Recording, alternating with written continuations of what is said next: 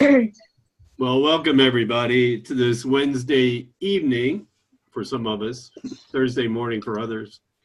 Welcome to this meeting. We're going to be looking at our relationship with Jesus and what that looks like, what that feels like, what do we do with it, how do we move from a special relationship with Jesus to a holy relationship.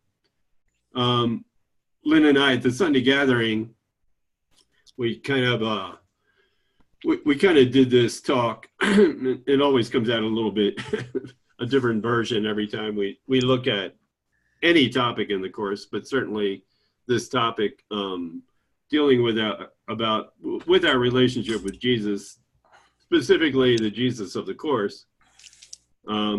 Lots of other Jesuses running around, but that's the one we're kind of looking at right now. So as an opening, I wanted to, an opening meditation, look at lesson 221. And it's on page 402 in the workbook. And we'll be doing paragraph 2 specifically of lesson 221. In all of these lessons from about 220 on, they really are, they're usually broken down as a prayer to the God our Father in italics, and then the other paragraph is usually either me talking about me, or Jesus talking to me, or Jesus and me talking to me. It's different versions of that. But the italic part is usually our prayer to our Father, and the non-italicized is usually I'm talking about something about me, meaning as a course student, as a teacher of God, et cetera, et cetera. So in this lesson 221, the first paragraph is the prayer to God our Father, and it's all about being willing to step back and listen, step back and be silent. Lynn did a whole thing yesterday on our meeting that we posted on our YouTube channel, our School for Course in Miracles YouTube channel, on being still, being quiet, allowing, and that in that stillness we become defenseless. Because we don't have to defend anything.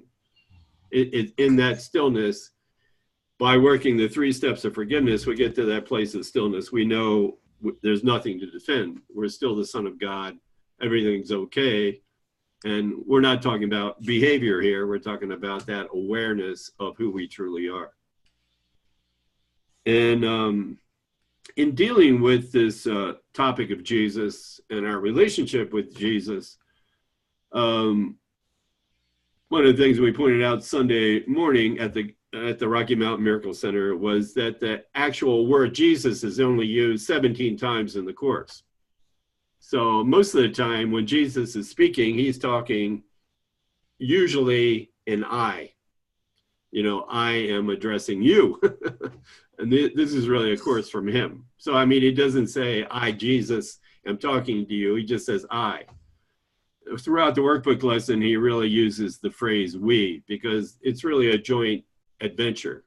It's a joint venture that we are doing this process with him. So Jesus only about 17 times in the course, the actual name Jesus, and that's when he's talking about himself objectively in the third person, in the manual and in the clarification of terms. He addresses us from the I about 530 plus times. So a lot. I mean, he's really directing this course from him to us. And then when he gets into the together thing, the we thing, it's a whole lot more even than the I thing. For example, he uses the word together, that we're on this mission from God, like the Blues Brothers, we're doing this together. He uses the word together in that way almost 250 times. So he's really making this a joint venture, a thing that we do, this process of forgiveness, we do it together. So with the sunglasses, we got Jake, Elwood, and Lynn. Is that how it works? That's good. With the other word he uses to signify that we're coming together and we're joining to do this is the word our, O-U-R. He uses the word our in that way about 650 times, a lot. So Jesus about 500, the I part 530, together about 250, our about 650, and then the we, meaning really like laying down this basic premise of we're doing this together. He uses we a lot, about more than 1,600 times. He's really emphasizing that we're doing this with him.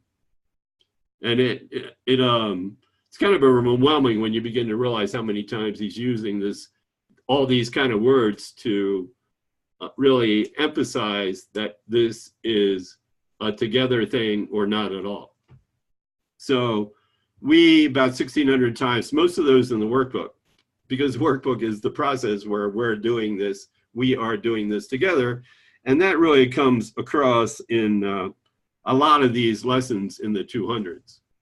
In fact, in lesson 221, paragraph 2, now do we wait in quiet? We're doing this with him. God is here because we wait together. I mean, this is really an O-U-R adventure. Accept my confidence, for it is yours, meaning he's really like building this trust thing between the two of us. Our, O-U-R, our minds are joined already. We don't have to make it happen. It's already a done deal. We wait with one intent. We together wait with one intent. To hear our, O-U-R, Father's answer to our call, to let our, O-U-R, thoughts be still and find his peace, to hear him speak to us, of what we are, and to reveal himself unto his son. So I'll let Lynn go through that one more time. We'll get quiet for a minute and we'll just allow his presence to kind of sink into our awareness. You're on mute, Lynn.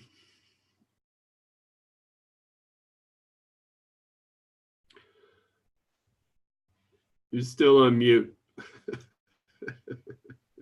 Trying to do too many things at once here. Whoops, I gotta put the goggles on again. Blues sisters. Yeah. All right, lesson 221. And one thing I want to say about this is this lesson backs up the question, what is forgiveness? And in part 2 of the workbook. And all of these lessons are intended to lead us to an experience of forgiveness, an experience, not just the words, but an actual experience of what is forgiveness. He never tells us what forgiveness is. He just kind of tells us what it's not. It looks, it waits, it judges not, and does nothing. These are all undoing words. So bear in mind that this lesson, if we take it in, will be an undoing that would reveal some aspect of forgiveness. So lesson 221. Peace to my mind, let all my thoughts be still. Father, I come to you today to seek the peace that you alone can give. I come in silence, in the quiet of my heart and the deep recesses of my mind. I wait and listen for your voice. My Father, speak to me today. I come to hear your voice in silence and in certainty and love. Sure, you will hear my call and answer me. Now do we wait in the quiet. God is here because we wait together. I am sure that he will speak to you and you will hear.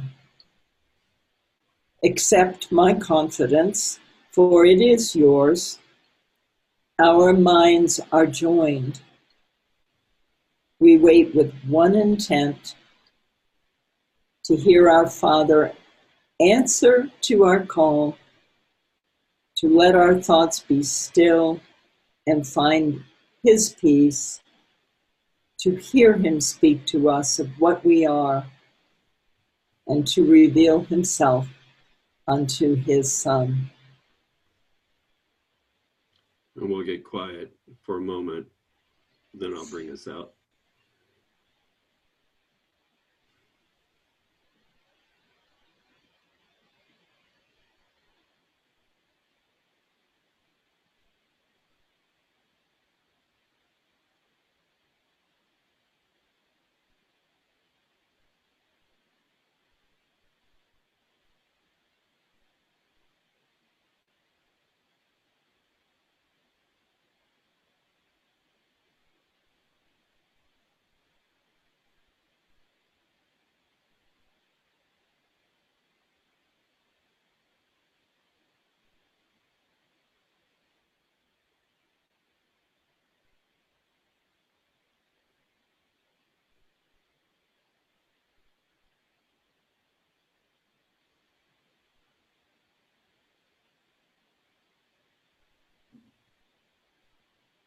And gently come back.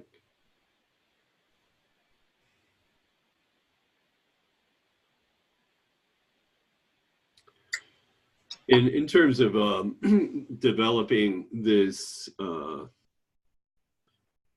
this process, really, of moving from a special relationship with Jesus to a holy one, what that looks like, one of the couple key thoughts kind of hit me as I was preparing for it, and one is, and I think this kind of sunk in when I was working, if you're familiar with the Enneagram system, and basically a personality study of 9 basic types, and each of those types is a classroom can become a classroom for getting back to our true self. That's Enneagram in real quick description of that. But in doing that, one of the ways that it was described when I was studying it was that in terms of this triangle right here, that if you have a triangle with 3 different points, you put Jesus, put him at the top, doesn't matter, you could put him anywhere. He likes to be at the top. But put Jesus at the top, put me at one point, and put others at the other point. The gist of the triangle is that if I want to check in on how I'm doing in my relationship with Jesus, with myself, or with others, I just need to look at whatever it is I'm conscious of in that moment. So how am I looking at others is exactly how I'm looking at Jesus. How I'm looking at Jesus is exactly how I'm looking at others and how I'm looking at myself. So if we want to get a spot check on where I'm at in terms of my relationship with either other people or with Jesus, just look at how I'm feeling about them. I mean, do I feel disconnected from them? Do I feel angst about it? Do I feel like, where'd Jesus go? He's not there right now. Well, that's basically not only how I'm feeling about Jesus, but I'm feeling that way about other people, and I'm feeling that way about myself. And from that point of view, it's really true. How others are seeing me is how they're seeing themselves and how they're seeing Jesus. And then from Jesus's point of view, how he's seeing me is how he's seeing others and how he's seeing himself. So for the purposes of process, it's always whatever I'm conscious of in any given moment, either how I'm seeing others or how I'm seeing myself or how I'm seeing Jesus just under the surface is how I'm seeing everybody. It's just a done deal. It's metaphysical law. I can't see my brother and be ticked off without just under the surface being ticked off at Jesus and at myself.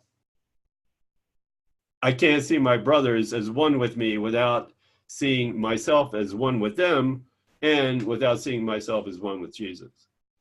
So it works both ways. It works in a special sense. If I'm ego-based, I'll see separation everywhere. I won't be joined with anybody, Jesus, others, or my true self. But if I am joined with Jesus, I'm definitely automatically joined with others, and I'm automatically joined with my one true self. Today's lesson was all about joining with that one true self that we all are. And so when Jesus is using this word we, that's the experience he's talking about. We are this one true self, waking up to our true identity. And so that was one thing that really hit me. The other thing that hit me in terms of looking at this relationship that we have with Jesus and the way, it's been developing throughout our whole life, probably throughout lifetimes, is one of the lines that really kind of gets people and certainly got me in the course was there's a few places where Jesus says, you need to forgive me. And I'm like, what? What did you do? I mean, really, like, what's going on here? Did you do something behind my back? I didn't know you did something.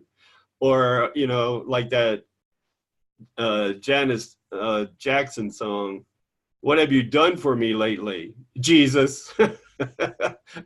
Why am I having a bad day? I prayed this morning. Where are you? Where the hell did you go?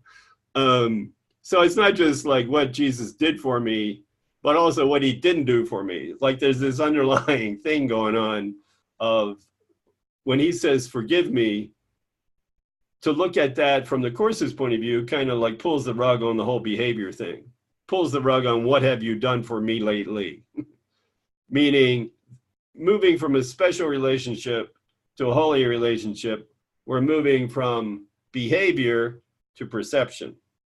What Jesus did or didn't do for me, I'm moving to an awareness thing where I'm aware that I'm one with him and he's one with me.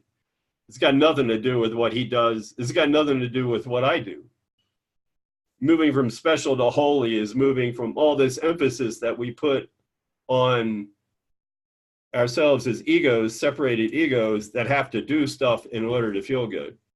So when we think of forgiveness, when Jesus says, forgive me, when we're in ego mode, we automatically go back to, okay, well, what did you do? I need to forgive.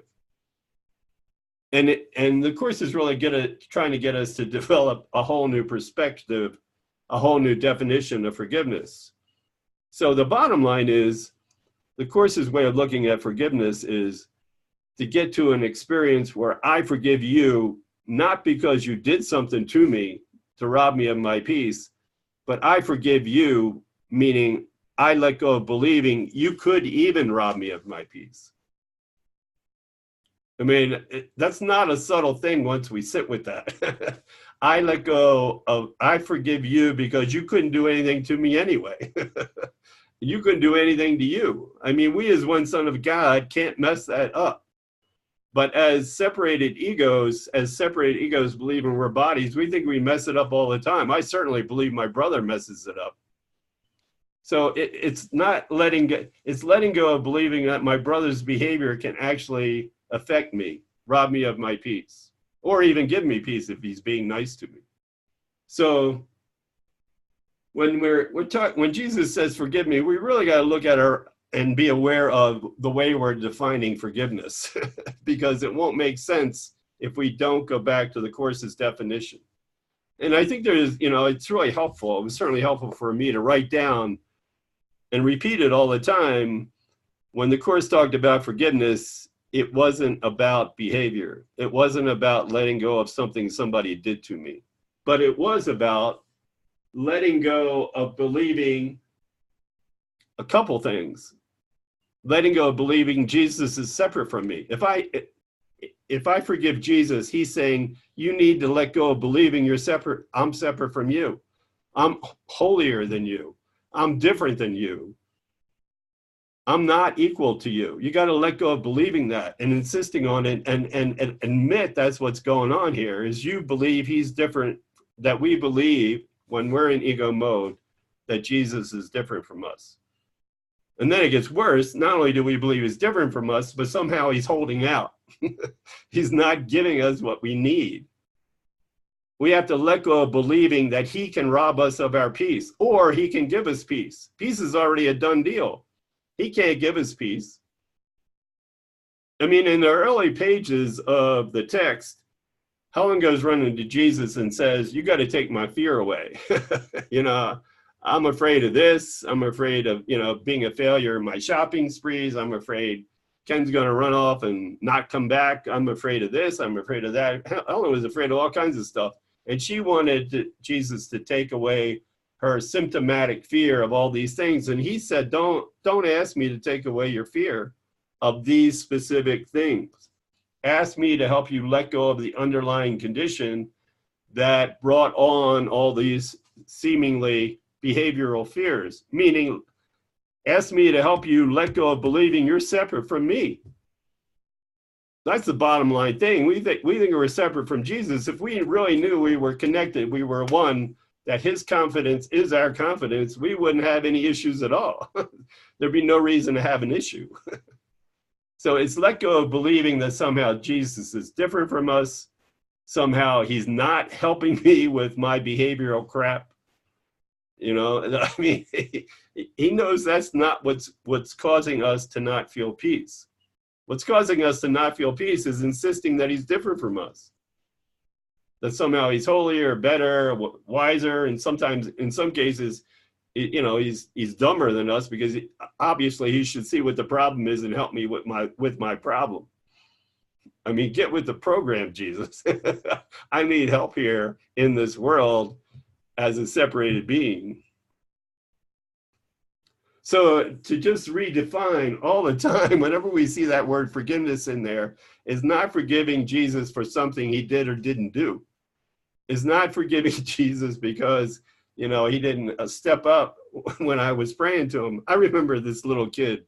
I was in Peru and I walked into a church and this little kid was standing in front of a statue of Jesus and it was so clear he was pouring his heart out. You know, it could have been a family who was sick or, I mean, he was really praying hard for something to happen. You know, maybe it did, maybe it didn't. But I mean, it's what we do when we're in ego mode is that maybe the little kid wasn't in ego mode, I don't know. But he was sure imploring Jesus to help him with something that was going on. Meaning, usually when we're in ego mode, it's got to be something behavioral. It's got to be, you know, come heal my mother, come give us food on the plate, you know, whatever was going on. I'm sure it was a really traumatic, terrible situation, but he was pouring out his heart, and then, you know, and then his serenity, obviously, from that point of view, our serenity from that point of view is based on whether Jesus comes through for us or not. I mean, how many times have we prayed for something and we didn't get it? Way more times than we prayed for something and we did get it. I mean, really, I mean, we keep a tally sheet here, but we don't admit how much we're hanging on to resenting how often we pray and Jesus does not help us with something. So this let go of believing that his behavior can somehow make me feel better. No, it's me hanging on to separation that's making me crazy. It's got nothing to do with what he does or doesn't do. But he can help me let go of separation. He can help me wake up to what the real problem is, meaning I believe in that he's separate from me. I let go of maintaining the separation by praying to it. You know, I mean, the way I maintain my separation is I pray to him to help me behaviorally.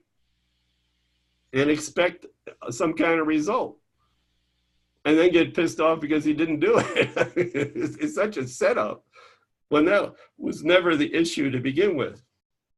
So let go of believing he let me down. I was joking about this at this Sunday gathering, halfway joking, but my father, he wasn't a particularly, my biological dad wasn't a particularly religious person, like at all. But he probably said Jesus Christ more than anybody else I know, because whenever anything went wrong, it was Jesus Christ. and I mean, consciously, he wasn't blaming Jesus for it, but I mean, you know, certainly I picked up the habit. I still say Jesus Christ when something goes wrong. Like, Jesus, why did you let this happen? Why did you let me down? God damn it. I mean, really, it's a not so subtle way of blaming God for what's going wrong here. And how often do we do it? Yeah, so this idea of forgiving Jesus because he can't let us, you know, let go of believing that he could actually let us down. Any comments or questions about that? Because that's a really bottom line thing, I think, in the course that we need to come to grips with.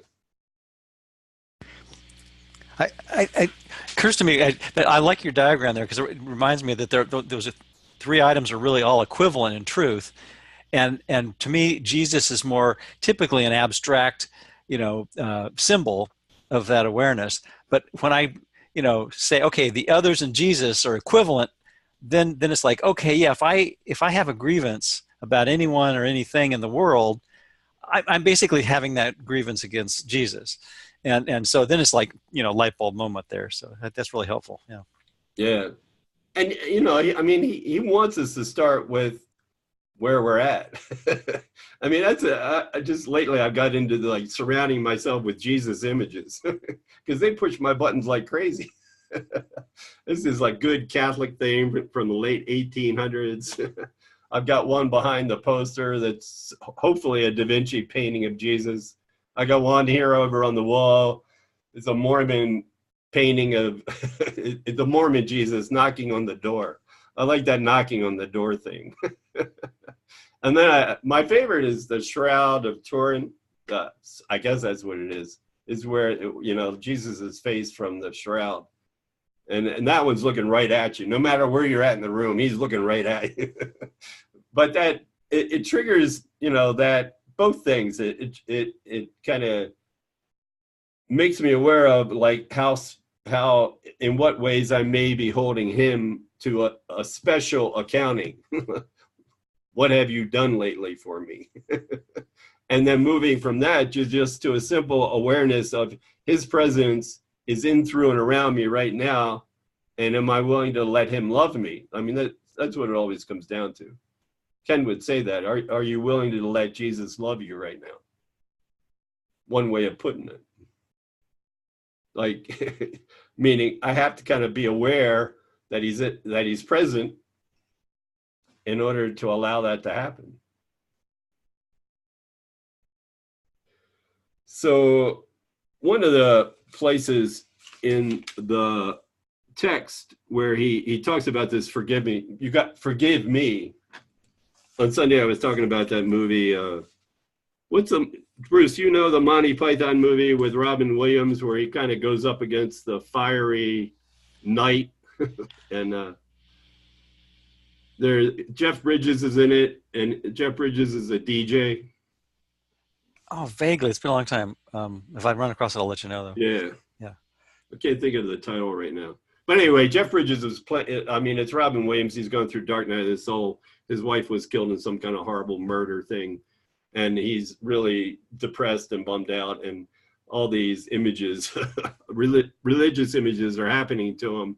And Jeff Bridges, who's basically an atheist, Robin Williams goes to him and he wants Jeff Bridges to go steal the Holy Grail. Some guy has the Holy Grail. So Jeff Bridges does not believe in God at all, goes on this adventure to steal the Holy Grail from this tower, and he's got to go swinging in like Robin Hood. It's a hoot. But as a DJ, Jeff Bridges' thing was that his continuing phrase as a DJ on the radio was, "Forgive me." Forgive me. It was like this resounding thing throughout the whole movie. Forgive me, which is what Jesus is saying to us. Let go of believing, forgive me, let go of believing I'm separate from you. There's nothing special about my Holy Grail and your Holy Grail. We have the same Holy Grail. We share the same Holy Grail.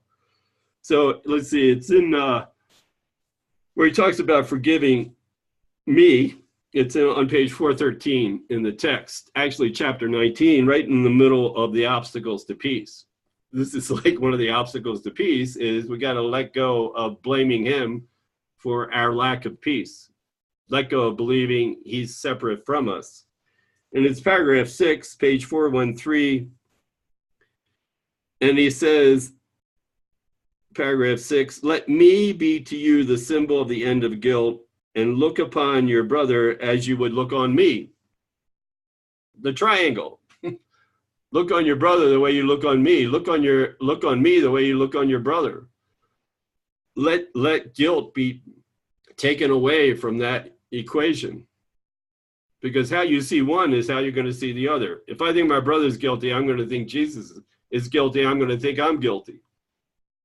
If I think my brother is innocent, I'm going to see Jesus is innocent. I'm going to see me as innocent. And then he goes on, line 2, forgive me, forgive me, all the sins you think the Son of God committed.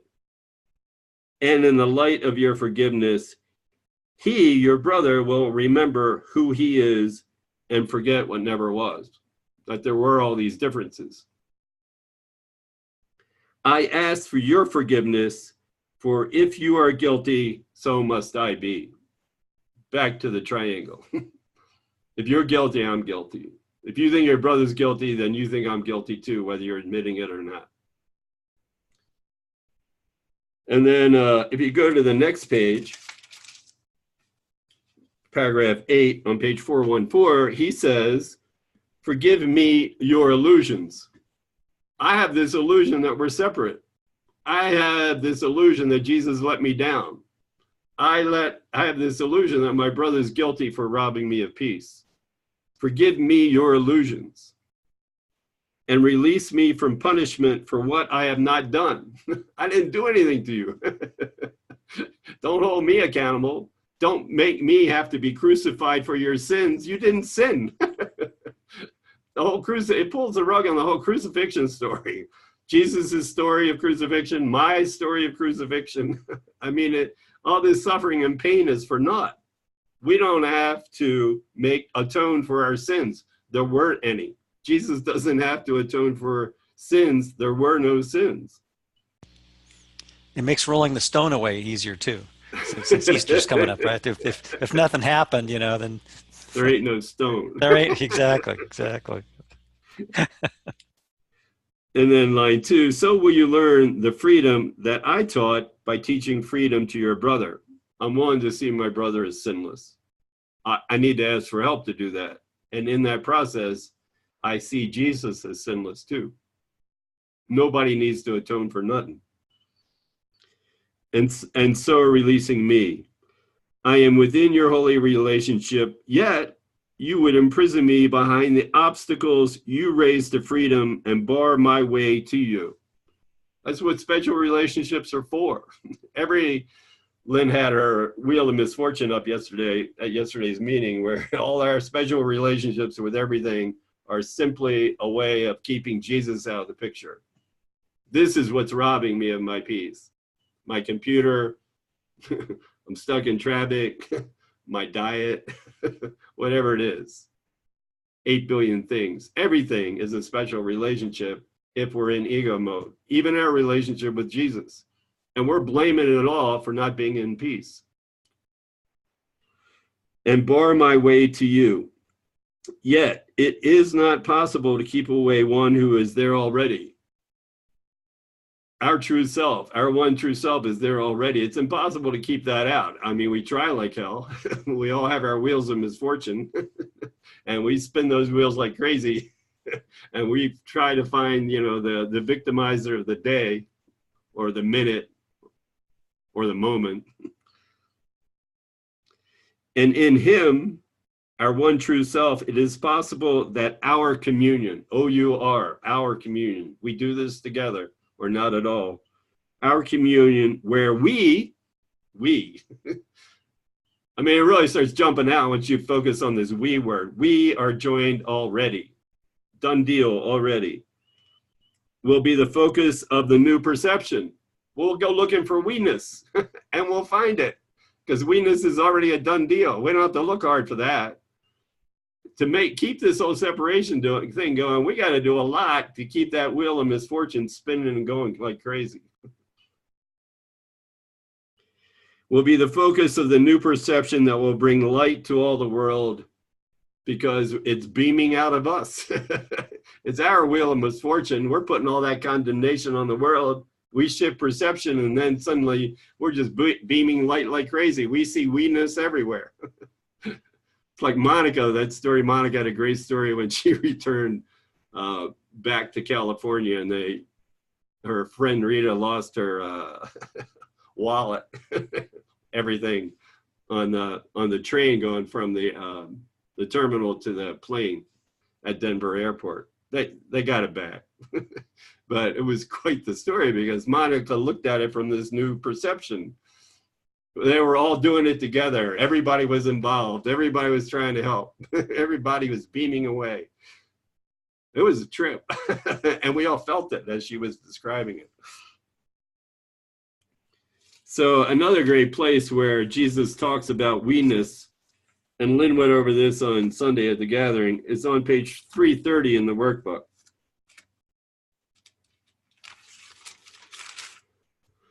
Page 330 in the workbook, and this is review number 5 in part 1 of the workbook, and paragraph 6 through 9. And I'll let Lynn take over with this, because it's a lot of we, our, together, joined already. He's really nailing it here. Lynn, you want to unmute yourself? I'm not sure I can.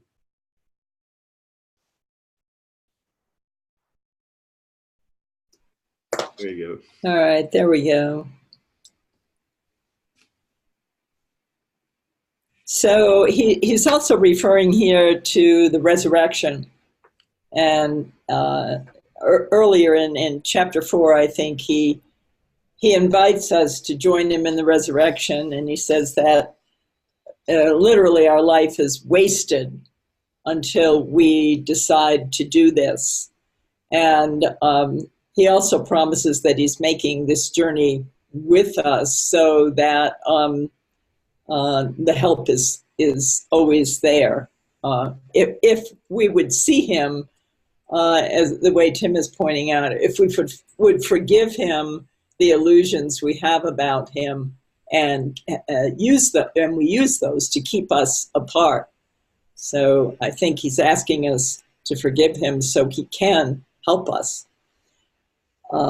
I take the journey with you, for I share your doubts and fears a little while, that you may come to me, who recognize the road by which all fears and doubts are overcome. We walk together. I must understand uncertainty and pain, although I know they have no meaning. Yet a Savior must remain with those he teaches, seeing what they see, but still retaining in his mind the way that led him out and now will lead you out with him. God's Son is crucified until you walk along the road with me. My resurrection comes again each time I lead a brother safely to the place at which the journey ends and is forgot. I am renewed each time a brother learns there is a way from misery and pain. I am reborn each time a brother's mind turns to the light in him and looks for me. I have forgotten no one. Help me now to lead you back to where the journey was begun, to make another choice with me. Release me as you practice once again the thoughts I brought to you from him who sees your bitter need and knows the answer God has given him. Together, we review these thoughts. Together, we devote our time and effort to them. And together, we will teach them to our brothers. God would not have heaven incomplete.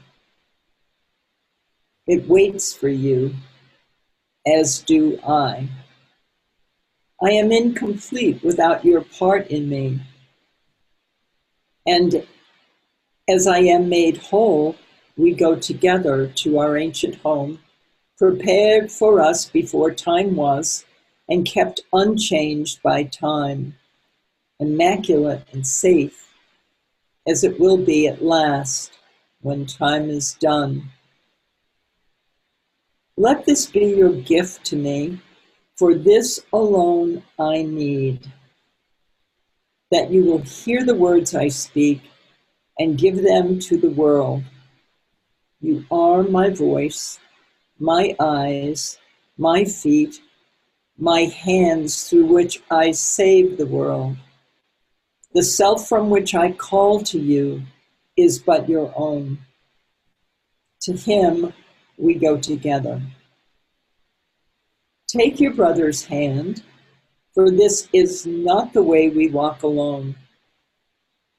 In him I walk with you, and you with me. Our Father wills his Son be one with him. What lives, but must not then be one with you? Comments about that, Lynn? Oh my.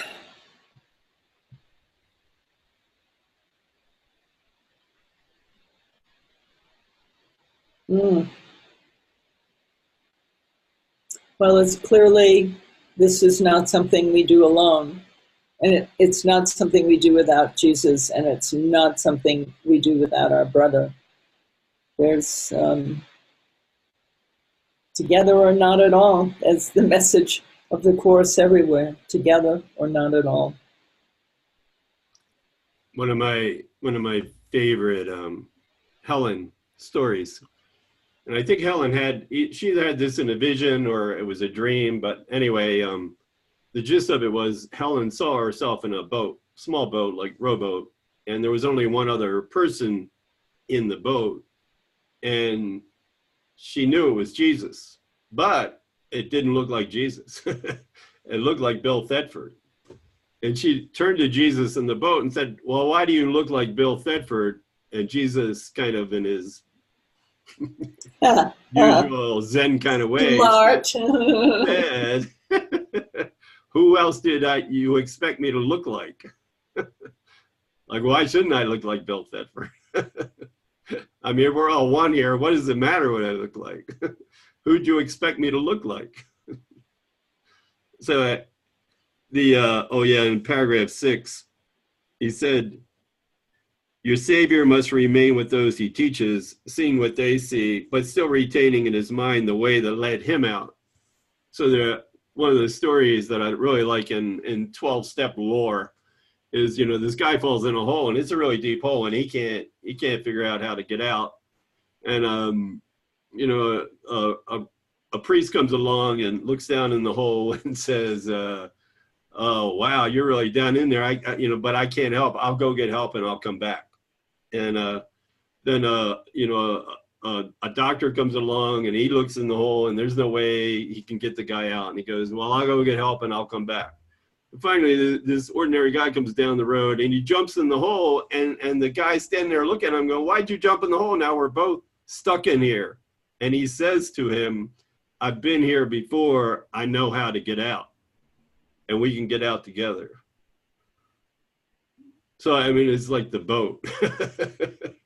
It's like Jesus in the boat. Jesus is in the foxhole with us.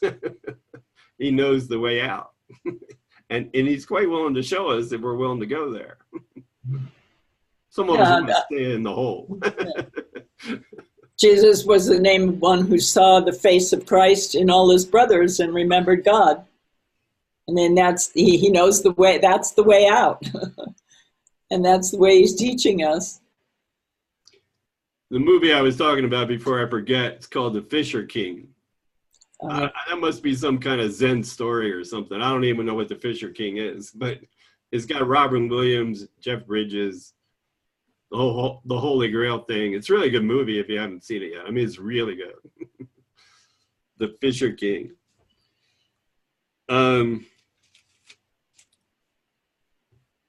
Chris, how you doing? You had any fights with Jesus lately about him letting you down or anything?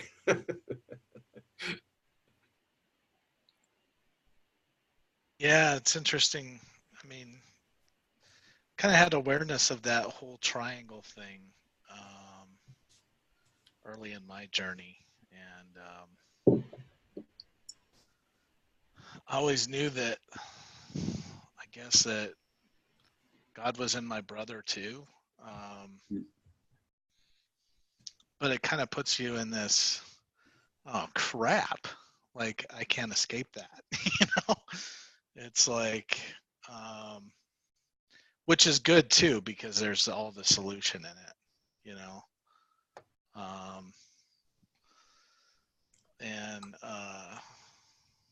I don't know, part of my smart self was thinking about, well, why do I have to do all this? Jesus already died for my sins. His blood was spilled, right?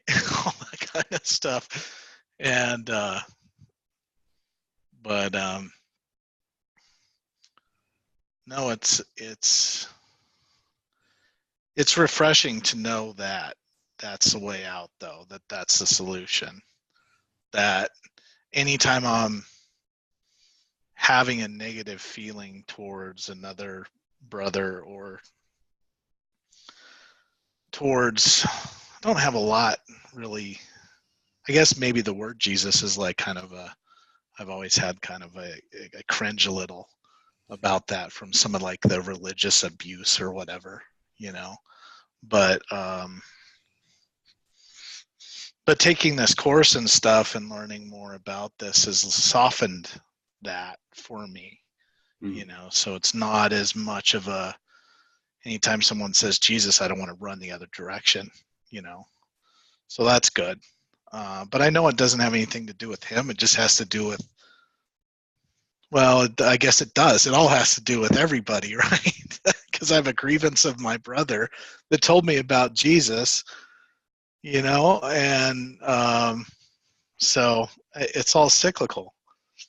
But then I come to realize, oh crap, the problem's mine. It has nothing to do with my brother. You know, it has everything to do with me and how I perceive this thing, you know. So no, I love that whole triangle thing. That definitely keeps things in perspective. So appreciate that. Thanks. Yeah, thanks, Chris. You know, Barnes said he grew up thinking his name was Jesus H. Christ because his father would get upset and say, Jesus H. Christ. Barnes. Yeah. Yeah, I was thinking, you know, in the name of Jesus, a lot of us have been victimized. Look at the Crusades. Jeez. On a scale that's pretty awful. Yeah. Rosemary, Jesus appeared to you last night? I sent him there. I hope he showed up. He never left. Oh, he never even left. That bum. But thank you for the thought. Oh, good. How's California? Good. Yeah. Yep. Everybody there look like Jesus now? We try, you know. Very good. All right. Thanks. Jennifer, talk to me about Jesus. You both have the same beginning initial. I mean, that's why one of the reasons I choose my name and also my son. I want to start with J. All right. Yeah. Seriously, that's good. And then when I still kind of doing the Christian thing, I like the bracelet. Say, what will Jesus do? Like I was wearing that a lot. I usually wear it too because it's like I thinking that what will Jesus do? What will Jennifer do? Like so, yeah. I used to have that.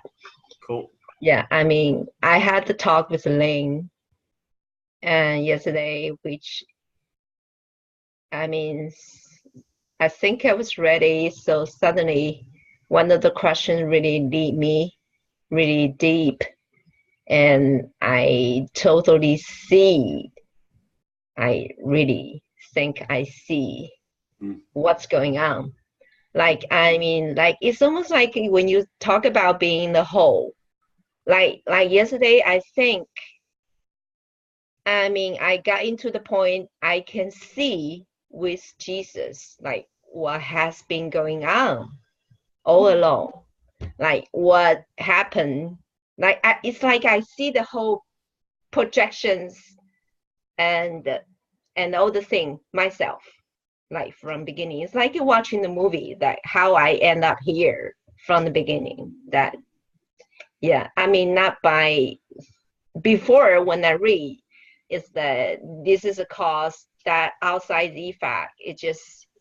I don't really see it. I think I get it, but I don't see it. But yesterday, I think I see it. Yeah. So. Yeah.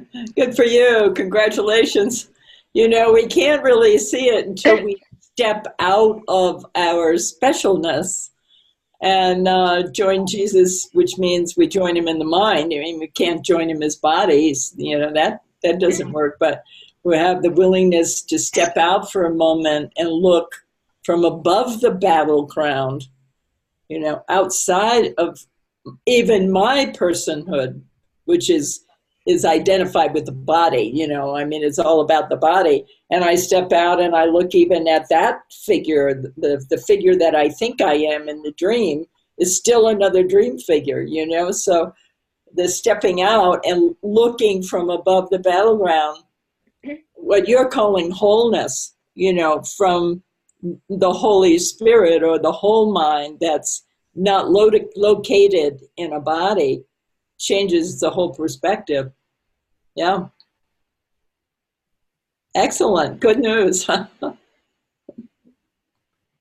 was talking with one of the people in the immersion yesterday, I guess, and we were looking at how, you know, in this process with Jesus that it seems I think we don't really like admit or even are aware of how much we're hanging on to wanting to get our 2 cents in there. You know, resign as your own teacher because you've been badly taught is a phrase that Ken would use all the time. But, you know, we still get this like, Jesus, this is what I think you should do. This is what I think if you just tweak this a little bit, I would feel a whole lot better. I wouldn't know you were really there. You know, I get you know, there's me like really hanging on to believing that what I think, I mean, and even especially as a course student, like I know what the way the course should be taught. I know what should be done at any given thing that we do in a class or a seminar, like, you know, and, you know, yes, so I understand the metaphysics, et cetera, and that's nice. But that doesn't do it, you know, that doesn't really allow any space for Jesus to come in and show me a whole new thing. I mean, the course is good because it gets me finally to the point where I let go of trying to get my 2 cents in there. But I think it's not a not so subtle thing to realize how much I keep insisting, I kind of know what you should do here. I kind of know that this would make me feel better. And I'm sure of it. If only you were as certain as I was, things would change. But I need to like convince you, Jesus, that this is the way it should go. This is the way it should be taught. This is the way, like the school needs to operate. The class needs to go, any of that stuff. And as long as I'm in that place, I'm not letting Jesus love me. I'm using that as what it said earlier. I'm using that to bar him out of the equation. I still think he needs to do something specific in order to like help the school grow or help me in this class or something. That something needs to be accomplished. Whatever.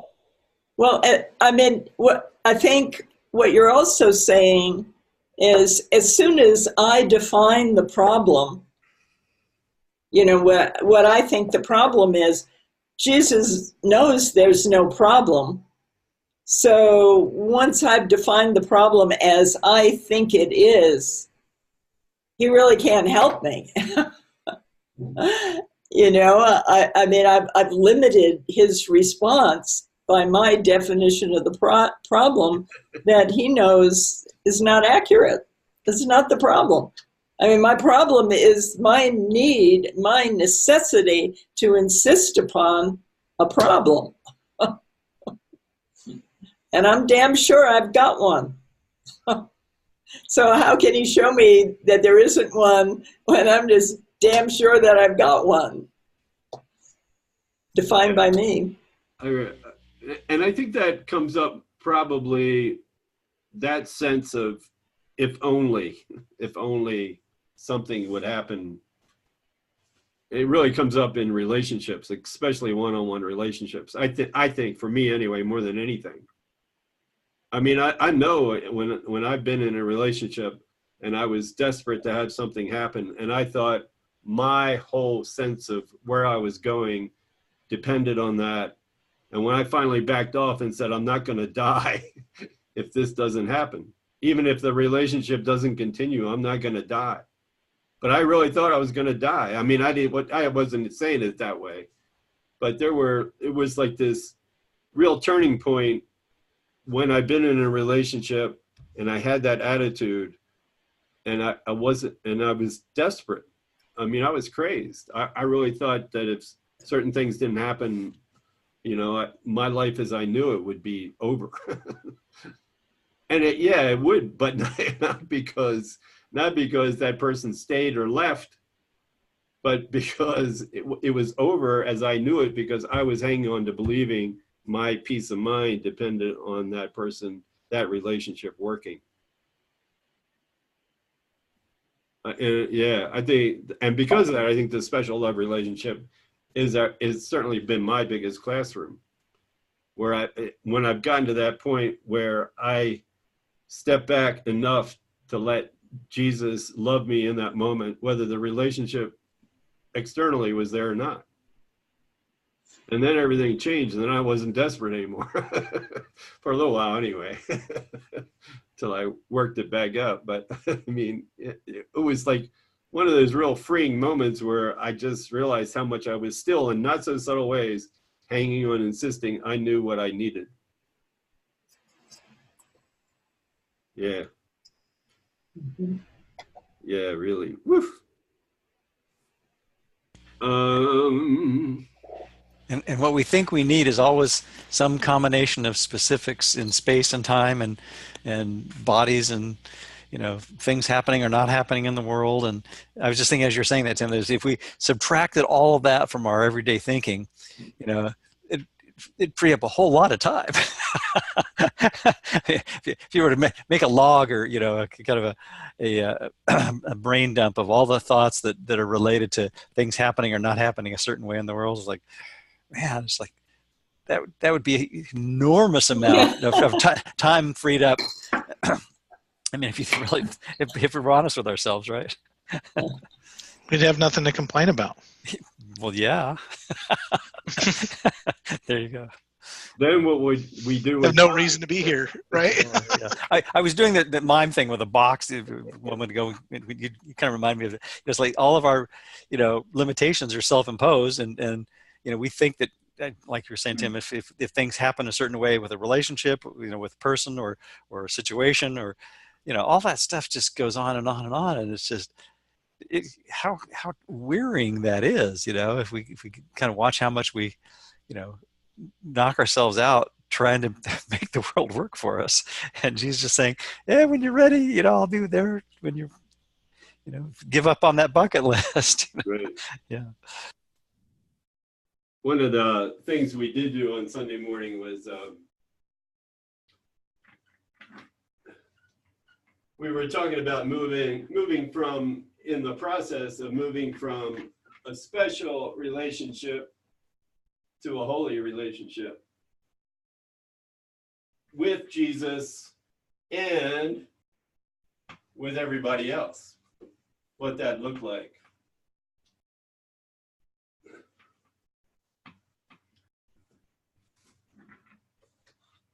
And so, and this just kind of came as I was doing it. So we got special and we're moving to holy.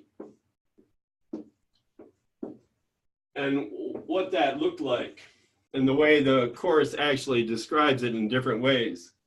So certainly one of the things we've been talking about is we move from emphasis on behavior, what Jesus does or doesn't do, what my brother does or doesn't do, and we move towards perception. How am I seeing my brother? How am I seeing myself? We move from the past and all the emphasis on what's been done to me in the past, and my whole future depends on either not allowing the bad stuff that happened in my past or, to be replaced by good stuff. So there's that whole past future thing that we're preoccupied with as egos every second, and moving into the present.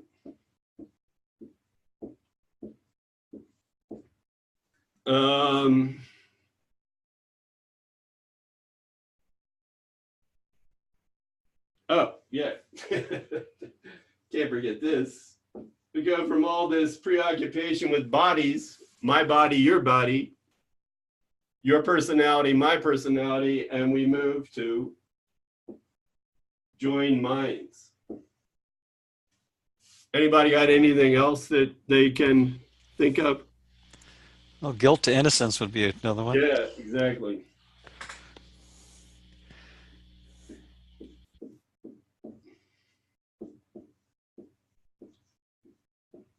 Yeah, I'd written down another word for guilt was blame. And blame and going into forgiveness, which is the awareness of innocence.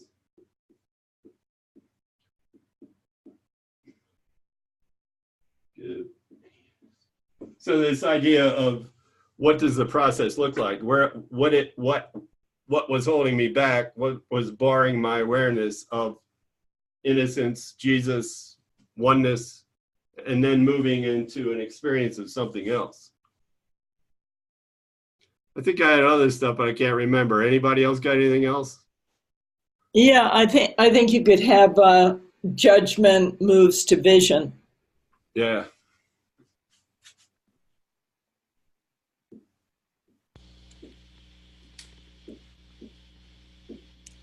One that you shared a while back, Lynn, that I really appreciate is you could also put interpretation, which is ego's, really misinterpretation, to translation, where the truth really comes across without any distortion. Yeah, yeah. So certainly ego interpretation to Holy Spirit interpretation. How do you spell it? Ego interpretation to Holy Spirit translation. Maybe a allusion to reality. Yeah, that's a good one. Yeah. All those illusions. that we think are real, and then moving to the real deal. How about death to life? Ooh. Wow. That's a mic drop. The Walking Dead. We go from the Walking Dead to the resurrected. Yep. Crucifixion to resurrection. Yeah, right. Crucifixion. But that, I mean, that really like expands our awareness of what's going on here. What this looks like for sure is not what this looks like over here on this side. Mm-hmm. That this experience is a whole new ball game, and it's something we can't plan for, we can't foresee from the ego's point of view. We just have to take care of the first two steps of forgiveness, and then what's left is all this good stuff. We have vision. We have defenselessness. We have real safety. We have innocence. All that stuff was always there. We just weren't aware of it. So the good news about this process of moving from a special to a holy relationship, it's the process of forgiveness, of letting go of believing in the illusion that my brother is robbing me of my peace. That's the first step of forgiveness, meaning I'm letting go of the grievances I'm holding against my brother. And then second step of forgiveness is I'm letting go of the illusion I have of myself as a separated thing, separated from Jesus. I'm letting go of this illusion that I actually sinned. And so it's always letting go of that grievance I'm holding against myself for having sinned that I have to project on my poor brother. Moving through that, we start with the grievance against my brother. We get back to the grievance we have against ourselves. And once we let go of both those grievances, really a reflection of each other, then we have the holy relationship. We don't have to do anything. We don't have to make it happen. We just have to remove the blocks to our awareness that the holy relationship is already a done deal. And those blocks are always some form of grievance against my brother and against myself, or against Jesus, or whoever it is. Yeah. As a closing meditation, I wanted to look at lesson 241.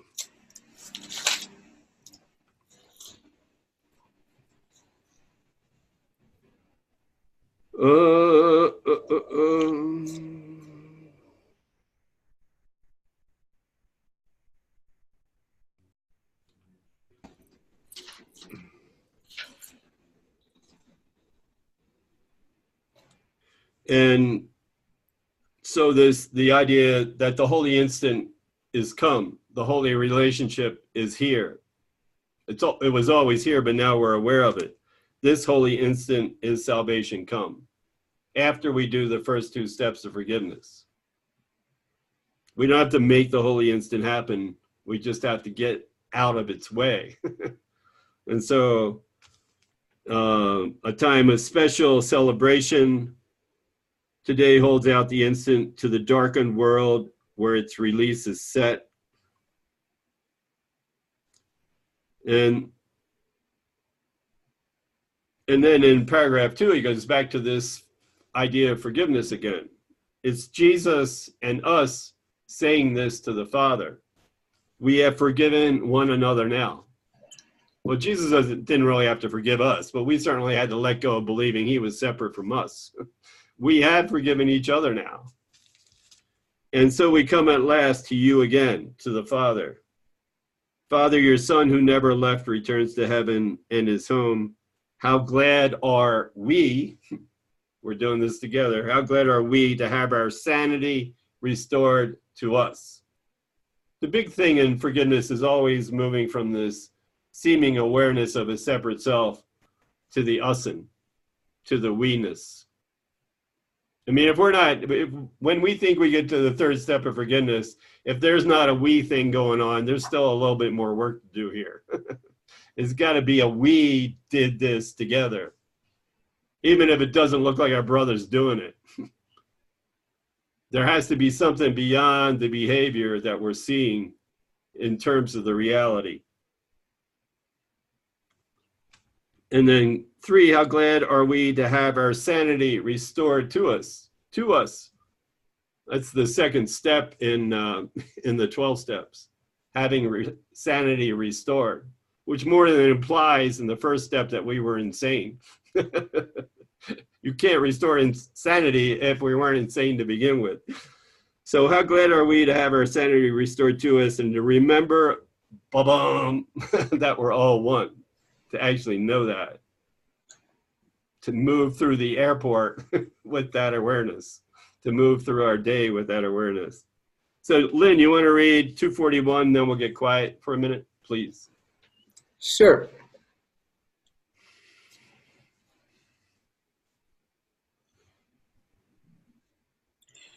This holy instant is salvation come. What joy there is today. It is a time of special celebration, for today holds out the instant to the darkened world where its release is set. The day has come when sorrows pass away and pain is gone. The glory of salvation dawns today upon a world set free. This is the time of hope for countless millions. They will be united now as you forgive them all. For I will be forgiven by you today. And so we have forgiven one another now. And so we come at last to you again. Father, your Son, who never left, returns to heaven and his home. How glad are we to have our sanity restored to us and to remember that we all are one.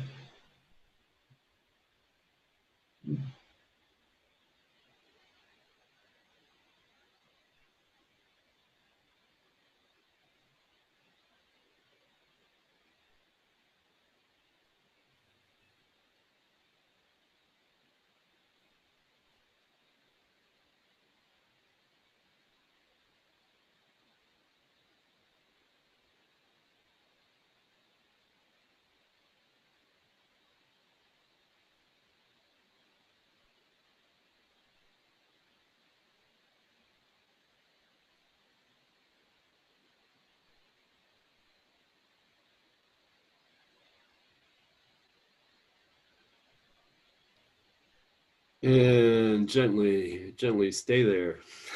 Don't come back.